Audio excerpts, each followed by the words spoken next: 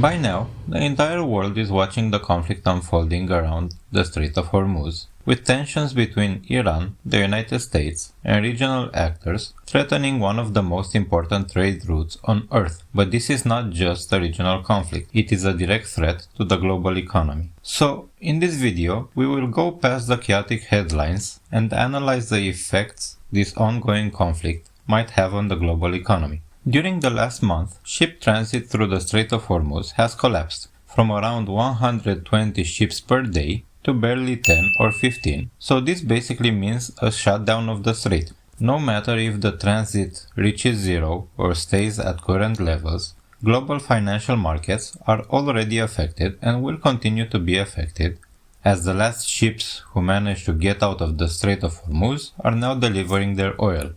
So, what actually gets traded through Hormuz and Gulf of Oman? There are four main goods that are critical to the global economy: oil, gas as liquefied gas, helium, and sulfur. Each of these resources has its own effect on the economy, so let's get going. This analysis assumes a full or near full disruption of flows through the Strait of Hormuz.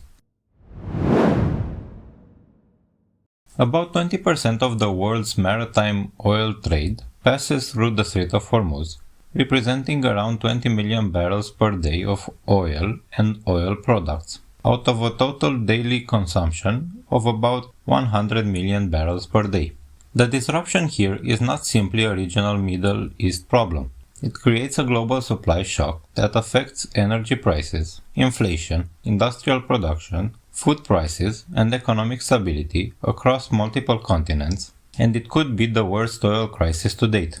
Comparing the current missing quantity from the supply chain with the 1973 embargo and 1979 Gulf War, we can see that the percentage is way higher. Both in 73 and 79, war took about 70% of the global supply offline, while today that number is at 15 to 20%, with inflation in the US maxing at 12.3 in 73 and at 6.3 in 79, while today it is sitting at 3.3 and starting to rise, with the rest of the world following.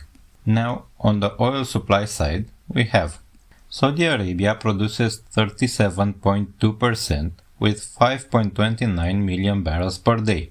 They can partially bypass Hormuz using the East-West Petrol Line pipeline, which has a capacity of around 7 million barrels per day. However, total Saudi production is approximately 11.1 million barrels per day, with 2 million barrels per day already transported. According to Aramco, the leading producer, it's unclear if this pipeline can transport 7 million barrels per day at sustainable levels, so we cannot say if the entirety of the quantity that was shipped through Hormuz can be transported by this pipeline. Iraq accounts for 22.8% or 3.24 million barrels per day. Nearly all of this volume depends directly on the Strait of Hormuz, making Iraq one of the most exposed producers. The UAE accounts for 12.9% or 1.83 million barrels per day. Part of this volume can bypass Hormuz through the Habs and Fujairah pipeline, but not the entire export flow, as this pipe was already transporting 1.1 million barrels per day, leaving room for up to 0.7 million barrels per day. Iran accounts for 10.6% or 1.51 million barrels per day. They remain physically dependent on Hormuz, as their main terminal is located on Karg Island, through which 95% of its oil exports pass, with sanctions significantly limiting its export flexibility and reduce its access to global markets. Kuwait produces 10.1% with 1.43 million barrels per day. Its exports are almost entirely dependent on Hormuz. Qatar produces 4.4% with 0.63 million barrels per day. Its oil exports also rely almost entirely on the strait. In reality, only Saudi Arabia and the UAE have reliable alternative export routes that partially bypass Hormuz, and global supply chain is simply not ready to compensate for these losses, as the entire global system has a spare capacity of about 3 million barrels per day, with the US accounting for about 1 million of it. On the oil demand side, Asia is by far the most exposed region, accounting for roughly 89% of the oil moving through the strait. China imports 37.7% of the oil traded through Hormuz, or 5.35 million barrels per day. Out of a total daily consumption of 16.74 million barrels per day, this represents about half of China's oil imports. However, oil represents only 6.6% of China's energy consumption, as their economy massively relies on coal, nuclear energy, and renewables. China has also accumulated a massive strategic reserve of 1.1 to 1.4 billion barrels, enough to cover consumption for about 4 months without any imports. Furthermore, China has accelerated its transition to electric vehicles, and its oil consumption is forecasted to plateau between 2025 and 2030, making the country very resilient to oil shocks. India imports 14.7% with 2.09 million barrels per day. Out of a daily consumption of 6 million barrels per day, this represents about 30% of India's current oil consumption, with its consumption forecasted to increase in the future. India is highly dependent on imports, with about 90% of its oil consumption being imported. India seeks to diversify, with its main suppliers being Russia, US, and the OPEC countries, but this price spike will highly affect India's inflation, as oil is the second most important source of energy, with about 30%, after coal with about 60%. In India, we can already see the effect of the current supply shock. The government stopped LPG deliveries for commercial use to protect household cooking fuel. South Korea buys 12% or 1.70 million barrels per day. This represents about 70% of South Korea's 2.6 million barrels per day consumption, which imports 100% of its oil, having no internal capacity. This is their main source of energy, with about 40% of the market. Their strategy includes developing nuclear energy for diversification, but at this moment Korea is one of the most vulnerable countries to supply shocks, having a small strategic reserve that covers about 1 month. Japan imports 10% with 1.55 million barrels per day. Out of about 3 million barrels per day, this represents about half of its daily consumption. Japan imports 97% of its oil, which is the main source of energy, with about 35%. We can already see the effects of the shortage here, with bus and ferry services slowing down because of fuel shortages. Their main protection against supply shocks is their strategic reserve, one of the biggest in the world, that covers about 254 days of consumption. Long-term strategy focuses on restarting nuclear reactors to reduce energy dependence or diversifying their sources through alternative routes or suppliers. On a quick side note, there are other Asian markets that are still affected by the current supply shock, like Indonesia and Vietnam, who told their citizens to work from home to conserve fuel, or Thailand, whose fishing industry is shutting down because marine fuel costs went up by 200%. Europe buys 3.8% with 0.53 million barrels per day. This quantity represents only 5% of its oil consumption, totaling at 11 million barrels per day, making Europe less directly exposed than Asia, although oil represents to this day the primary energy source in the EU with about 38%. The EU has massively diversified its oil imports following Russia's invasion of Ukraine. Imports from Russia dropped from 29% before the war to about 2% in 2026, while countries like Norway, US and Kazakhstan rose in share of oil imports. EU also holds about 4 months of consumption in strategic reserves. Its strategy to diversify away from oil includes a massive program, Repower EU, which aims to make a transition to green energies. For now, the EU is trying different variations to protect from oil shortage, with the European Council basically sending the message to consume less or drive slower.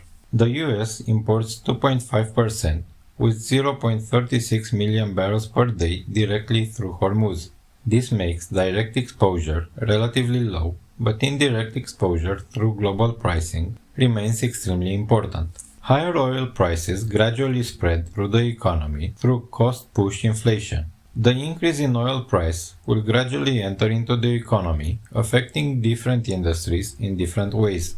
These apply for most countries on Earth, but the timeline and order may differ from country to country. The following timeline is made for the US market. Gasoline prices rise almost immediately as pump prices react to oil futures. Even though, according to IEA, the US has gradually rose to the world's biggest oil producer, with a production of about 40 million barrels per day, growing by 60% since 2015, when it had only 10 million barrels per day, the price of gasoline and diesel in US still has risen to $5.4 per gallon from $3.6 per gallon just 1 year ago. This creates one of the biggest paradoxes in global energy. Why is gasoline expensive if America is the world's largest oil producer?